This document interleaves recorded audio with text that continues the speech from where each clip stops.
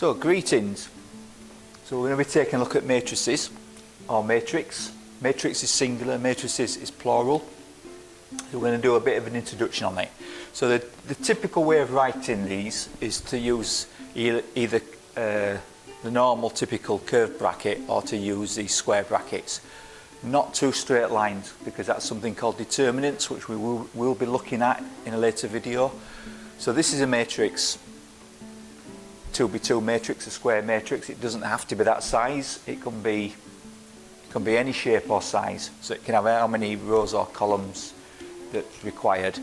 It can even be actually these are called elements, and it can still be a matrix if it's only got one element.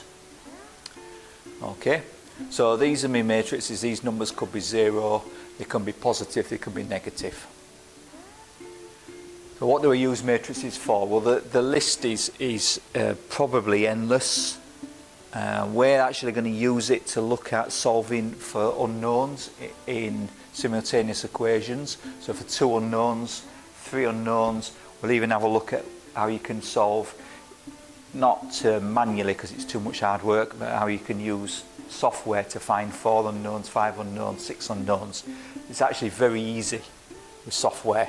In fact, if you're familiar with a software called MATLAB, that actually comes from the combination of 2 words, matrix and laboratories. So one of the leading pieces of math software that actually started with just dealing with matrices, and it's expanded from that, and that gives you a bit of a picture of how useful matrices are in maths, that somebody had to go to the trouble of designing software just for solving matrices or matrix. Okay, but more on that to come. So as I say, we're going to be using it for not simple things, but for solving 2 unknowns, 3 unknowns. And then we'll see how you can use software for that, like Excel, for example, or other software. Excuse me. So it's got other uses as well. If you're into 3D games, then it all works on the basis of a matrix, where the 3 unknowns can be represented in position. A position can be represented with 3 unknowns, and then the manipulation that's done on that is based on that and built from that. Okay, so that's a basic introduction. So these are called elements. You've got to use curved brackets or square brackets, whichever you prefer, but not straight lines, because that's the determinant, which is like a subset of matrices, and we will be seeing determinants. In fact, for solving unknowns we use determinants, and there's actually a method that just uses purely determinants, which we will see as well. Really quite neat actually, and again that can be done in software.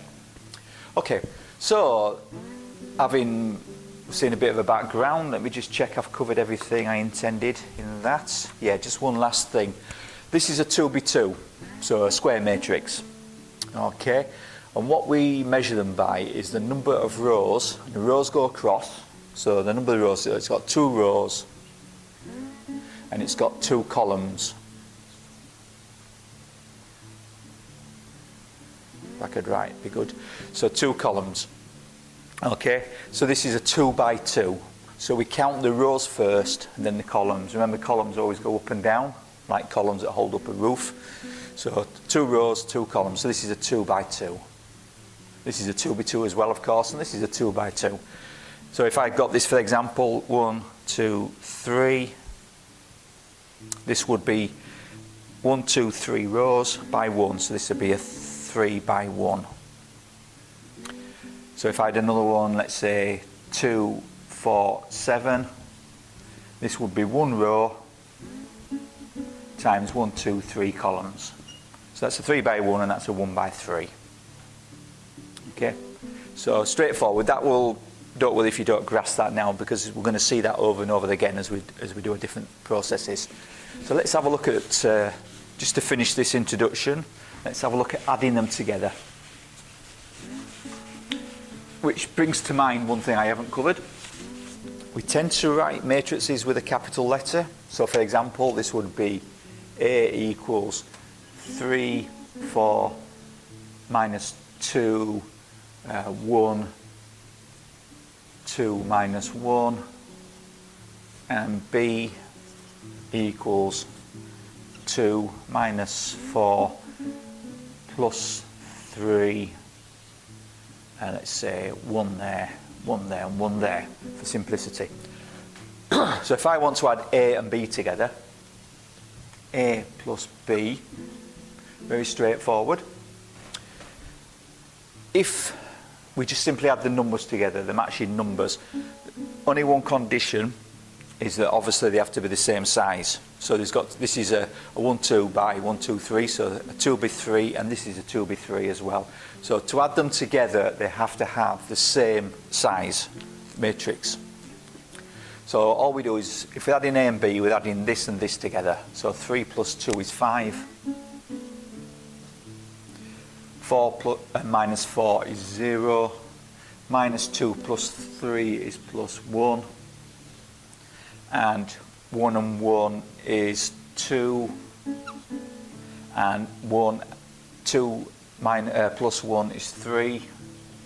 And minus 1 plus 1 is 0. Okay?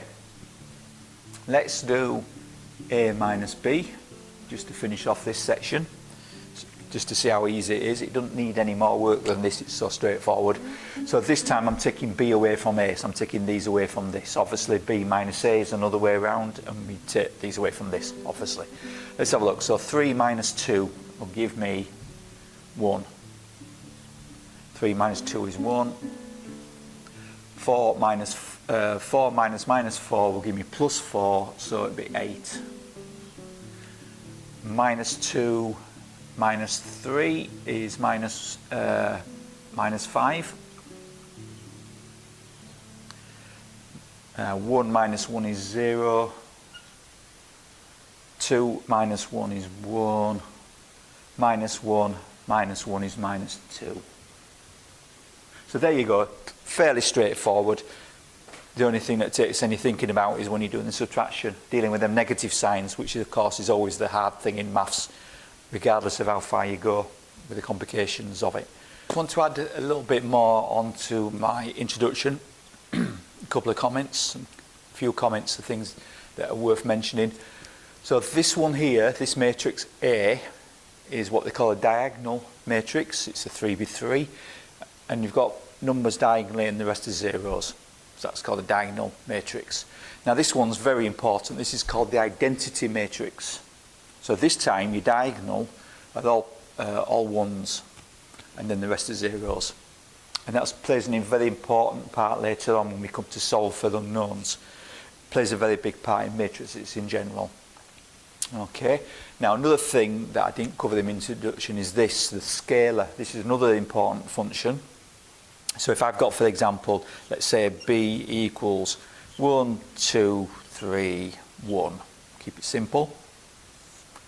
So therefore 5B, so B times 5, so this is a scalar, would give me 5 times that. So it'd be 5 times that would give me 5. 5 times that would give me that. 5 times that would give me 15. And 5 times that would give me that. Okay? You may have to deal with negative signs, of course, as always, but straightforward. So that's called a scalar, very useful. So what that means is that everything's kept the same proportion, and it becomes very relevant when you're travelling in a distance and you're using matrices to represent it.